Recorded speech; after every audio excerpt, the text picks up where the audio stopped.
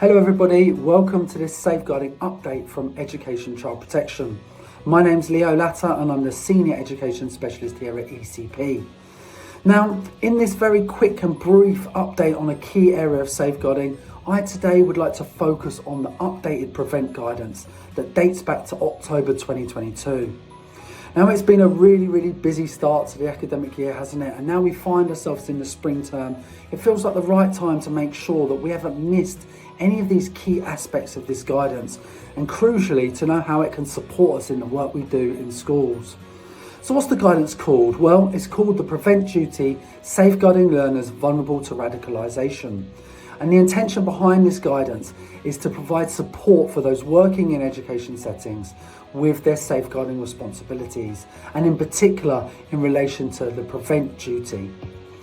Now, I have the good fortune of working with a number of Prevent education officers in a number of local authorities.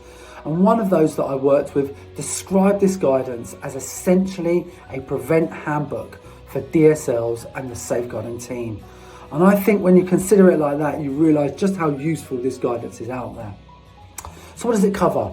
Well, it covers three key sections. The first is how to understand and identify risks of radicalisation. So identification. It then talks about how we manage the risk of radicalisation, and it's very practically focused, giving us practical ideas and suggestions about how to deal with these issues on the ground. And then linked to that, the final section of the guidance is a series of case studies. It's actually 6 useful case studies ranging from the ages of 9 all the way through to 17. And the key thing about these case studies is it outlines briefly what's happened in the case study, the support that's been offered to the young person and the family, and then crucially the outcomes. So these case studies really give you an opportunity to practically engage in the key guidance, the key information from this guidance document. So I really recommend you checking out the Prevent Duty guidance, okay? Safeguarding learners vulnerable to radicalisation.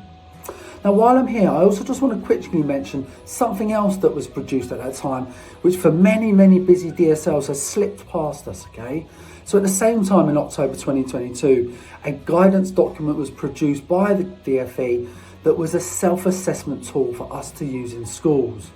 And the purpose of this is to allow us to consider and review our responsibilities under the Prevent Duty. And the key thing about this document is that it's there for you to use and implement as you wish. It's essentially an opportunity for you to evaluate your practice. So if you really feel like your school and your setting needs a bit of a deep dive and to consider where you are at and what your next priorities or next steps are in relation to the Prevent Duty, I'd really recommend you not only check out the guidance document, but check out the self-evaluation tool as well. Now, colleagues, I really hope that this quick safeguarding update has been helpful for you. And if we can do anything to support you here at ECP, do not hesitate to drop us a line. Take care, colleagues, and all the best.